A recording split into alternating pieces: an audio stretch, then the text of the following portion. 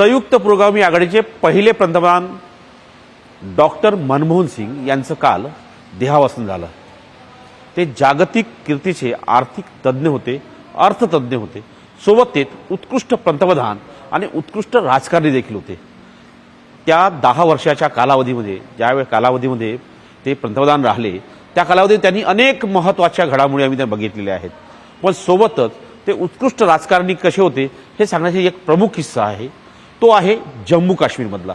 जम्मू काश्मीरमध्ये महबूबा मुफ्ती आणि काँग्रेस या दोघांची युती होती किंवा आघाडी होती असं म्हणता येईल। त्या आघाडीमध्ये सरकार स्थापनेसाठी मार्ग काही मोकळा होत नव्हता। खूप स्तरावरती चर्चा झाल्या, विविध स्तरावरती चर्चा झाल्या, 3 ते 4 बैठकी झाल्या, पण मार्ग काही मोकळा होत नव्हता।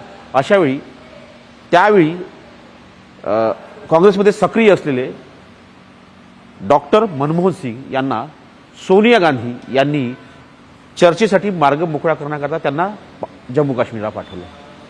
ते उत्कृष्ट राजकारणी कसे होते त्याचं हे उत्तम उदाहरण आहे। तेव्हा ते पंतप्रधान नव्हते, पण महत्त्वाचं म्हणजे ते जम्मू काश्मीरला गेले।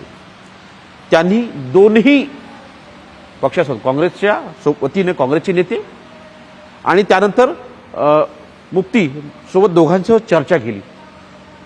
त्या चर्चेमध्ये जेव्हा एखादा राजकारणी हा प्रगल्भ शिक्षित असतो किंवा असं म्हणता येईल त्याची प्रगल्भता असते, सोबतच त्याला विद्वत्ता असते त्याची, सोबतच त्याला तडजोडी कशा करता येईल हे त्यांना माहीत असतं। अशावेळी अनेक जे तडजोडी करणारे मोठमोठे राजकारणी असतात ते त्यांच्यासोबत फेल पडतात।